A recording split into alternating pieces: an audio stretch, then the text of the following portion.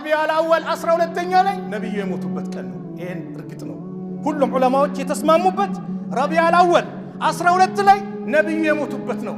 የሐዘን ቀን እኮ ነው። እንደው ብንይዘው ሐዘን ነው የሚሰማን። ልብ የሚያደማ ቀን እኮ ነው የነብዩ ሞት ምድርና ጨለማ። ነገር ግን ትምህርታችን ተአምር ያሳዩት ቁርአኑ ሙዕጂዛ ኢላ የውም القيامة ግን የሚቀጥል ነው። ለዚህ ነው አሊ ረዲየላሁ ዐንሁ አንድ ነገር ተናገሩ። ለው ካነ ዲኑ ቢራእይ ዲን በራእይ ቢሆን ኖሮ በሰው በፍላጎት ቢሆን ኖሮ ለካነ አስፈሉል ኹፊ አውላ ቢልመስሒ ሚን አዕላሁ። ኹፍ አለ አይደለ ጫማ ላይ ካልሲ ላይ የምናበሰው ከስር ይታበስል ነበረ በራእይ ቢሆን። ለምን ቆሻሻ ያለው ከስር ነው። ነገር ግን በራእይ አይደለም። በማን አስተምሮ ነው? በነብዩ ሰለላሁ ዐለይሂ ወሰለም አስተምሮ ነው። ነብዩ ሰለላሁ ዐለይሂ ወሰለም ያበሱት ከላይ ነውና ከላይ ነው አሉ። ኢማሙ ማሊክ ረሕመቱላሂ ዐለይሂ ምን ይላሉ?